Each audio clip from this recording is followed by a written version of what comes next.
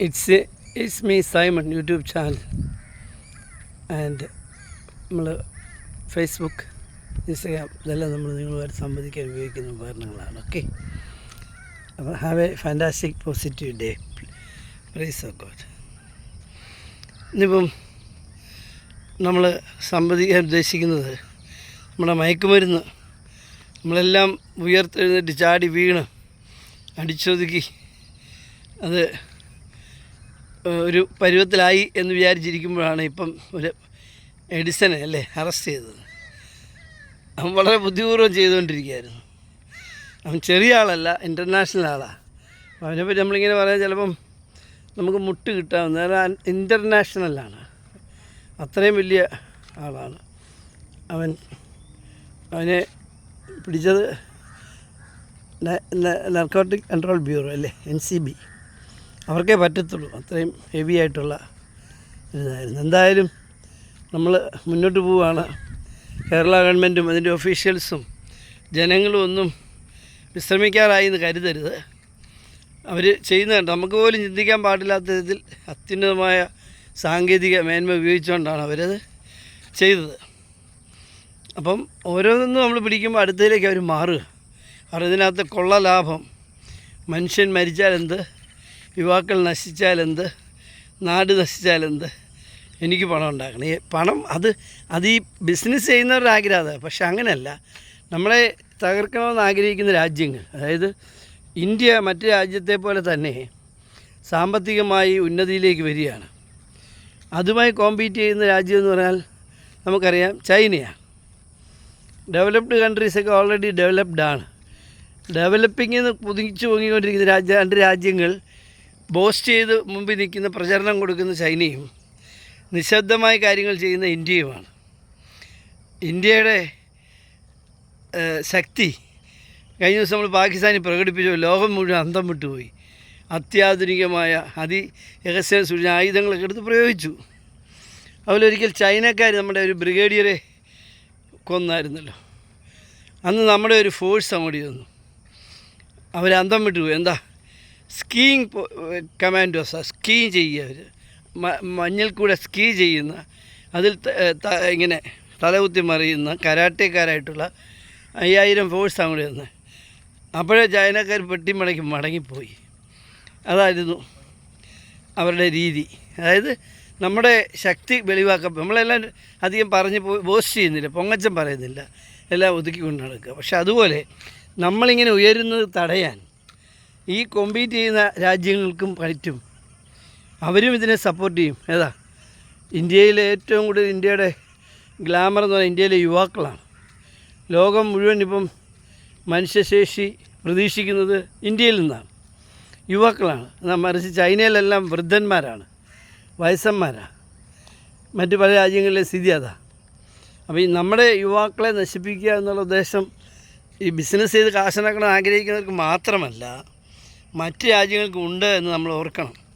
അത് അധികാരികളും ഉദ്യോഗസ്ഥന്മാരും എല്ലാം ആ തരത്തിലൂടെ ചിന്തിച്ചിട്ട് വേണം കാര്യങ്ങൾ ക്രമീകരിക്കാൻ. ഇപ്പം നാർക്കോട്ടിക് കൺട്രോൾ ബ്യൂറോ ഒരുത്തനെ പിടിച്ചപ്പം അവൻ ആരാ പാർട്ടി സ്വന്തമായി റിസോർട്ടുമൊക്കെ നടത്തി അവിടെ നിന്ന് പ്ലാൻ ചെയ്ത് നാഷണലി ഇൻ്റർനാഷണലി ഇന്ത്യ മുഴുവൻ വ്യാപിപ്പിക്കാൻ ഇഷ്ടം തീരുമാനിച്ചായിരുന്നു.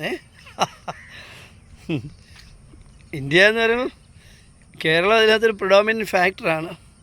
ഏറ്റവും ഐക്യവും ഏറ്റവും ഉന്നതതലത്തിൽ നിൽക്കുന്ന ആളുകൾ കേരളത്തിലാണുള്ളത്.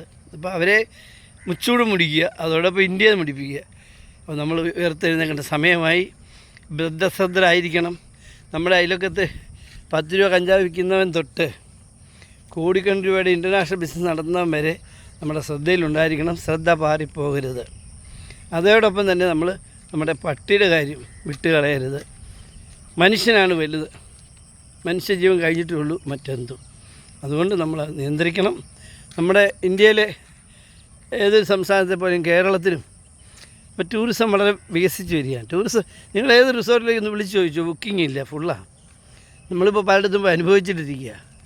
മൂന്നാറിലായാലും തിരുവനന്തപുരത്തായാലും കോവളത്തായാലും ഒക്കെ മുറി കിട്ടണമെങ്കിൽ അഡ്വാൻസ് ബുക്ക് ചെയ്യേണ്ട സ്ഥിതിയാണ്. ദാറ്റ് മീൻസ് ഒരു നല്ല ഫ്ലോ, ഫണ്ടിൻ്റെ ഫ്ലോ നമ്മുടെ നാട്ടിലേക്ക് വരുന്നുണ്ട് ടൂറിസമായിട്ട്.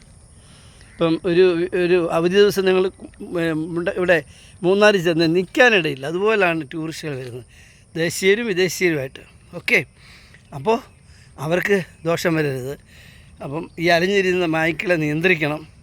അതിനകത്തിപ്പം നമ്മുടെ പഴയ M P Jose K Mani അല്ലേ, പുള്ളി കുറേ നിർദ്ദേശങ്ങൾ വെച്ചിട്ട് അസംബ്ലി വിളിക്കണം, പട്ടികളെ നശിപ്പിക്കണം, നിയന്ത്രിക്കണം, വേണ്ടി വന്നാൽ വനത്തിലേക്ക് കയറ്റി വിടണം, അവിടെയുള്ള ആവശ്യന്മാർക്ക് ശാലം ഭക്ഷണമാവും.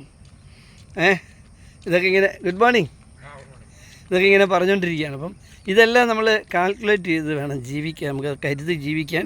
തീർച്ചയായിട്ടും നമ്മുടെ നാടിനെ കൂടുതൽ സ്നേഹിക്കാം, അതിനോടൊപ്പം നിൽക്കാം. നമ്മളങ്ങനെ നിൽക്കുമ്പോൾ നമ്മുടെ യുവാക്കളാണ് ലോകം മുഴുവൻ കീഴടക്കാൻ പോകുന്നത്. അവൻ്റെ ശക്തി, അവൻ്റെ ഓജസ്, അവൻ്റെ ചിന്താവീജികൾ അവനൊന്നും തടസ്സപ്പെടുത്താൻ പാടില്ല. അവന് കൂടുതൽ ഔന്നത്യത്തിലെത്തത്തക്ക വേണ്ടത്ര മെച്ചപ്പെട്ട പരിശീലനം കൊടുക്കണം. ഗവൺമെൻറ് അതിനും ശ്രമിക്കണം. നമ്മുടെ ആ ഒരു എന്താ പറയുക, ഇപ്പോൾ ഓൾറെഡി ഉണ്ട്, നമുക്ക് അല്പവും കൂടെ, അതായത് ഒരിക്കലും ഒന്ന് നിർത്താൻ പാടില്ല. നിർത്താൻ പാടില്ല. അതിൽ കൂടുതൽ നമ്മൾ പുഷ്ടീകരിച്ചു. ഇപ്പം നമ്മുടെ ഇവിടുത്തെ ഗവേഷക വിദ്യാർത്ഥിക്ക് 1 ലക്ഷം രൂപ കൊടുക്കാൻ തീരുമാനിച്ചു. ഗവൺമെൻറ് എടുത്തൊരു തീരുമാനം, നല്ല തീരുമാനമായിരുന്നു. അത് 1 ലക്ഷത്തിൽ നിൽക്കാൻ പാടില്ല, അത് 1.5-2 ലക്ഷമായിട്ട് വർദ്ധിപ്പിക്കും. എന്തും മോഡിഫൈ ചെയ്യണം.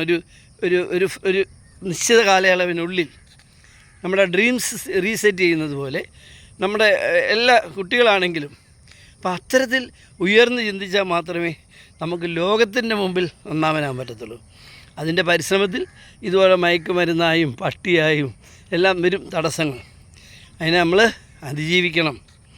അതിജീവിച്ചുകൊണ്ട് നമ്മുടെ യുവാക്കൾക്ക് ആവശ്യമായ ഉത്തേജനം കൊടുക്കണം, അവർക്ക് ആവശ്യമായ ഉന്നത പരിശീലനം കൊടുക്കണം, അവർക്ക് ആവശ്യമായ എന്തും സപ്ലൈ ചെയ്യണം. എന്നുവെച്ചാൽ അവൻ്റെ ഗുണകരമായ പഠനത്തിന് ലാപ്ടോപ്പ് വേണോ, അവൻ്റെ ഫ്രീ ആയിട്ട് വൈഫൈ എടുത്ത് കൊടുക്കണോ, ഇൻ്റലക്ച്വലായ ബേബീസിന് അത് കൊടുക്കണം.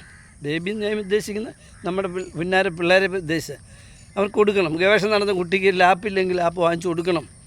ഞാനിപ്പോൾ ഓർക്കുക, എൻ്റെ ചേട്ടൻ്റെ മോള് അവളിപ്പം പോളണ്ടിലാണ്, ഐസർ പാസ്സായി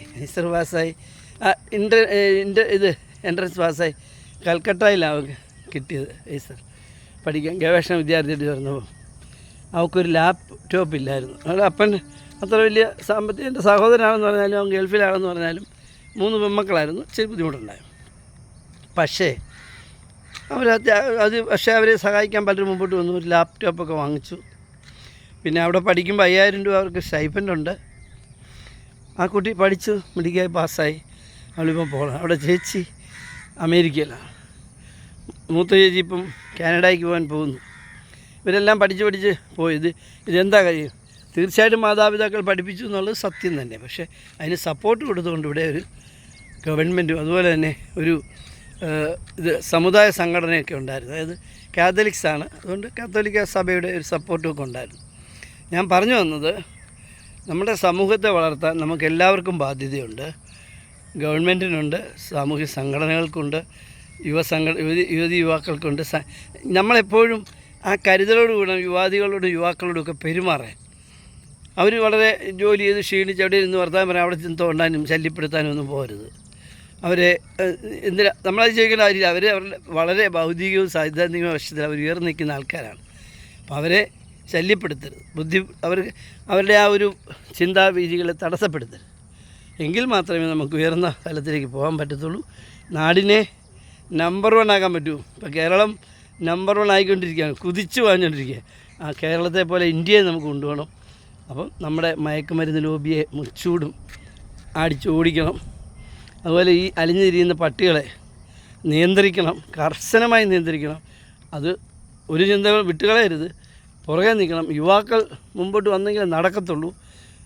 ശക്തിയും യുക്തിയും ബുദ്ധിയും കരുത്തുമുള്ള നമ്മുടെ ആയോധന കലകളൊക്കെ പഠിച്ച് യുവാക്കൾ ഇഷ്ടം പോലെ ഉണ്ട്. അവർ കളത്തിലിറങ്ങി ഇതിനെയൊക്കെ നിയന്ത്രിക്കണം. Okay, all the best, have a fantastic day, praise of God.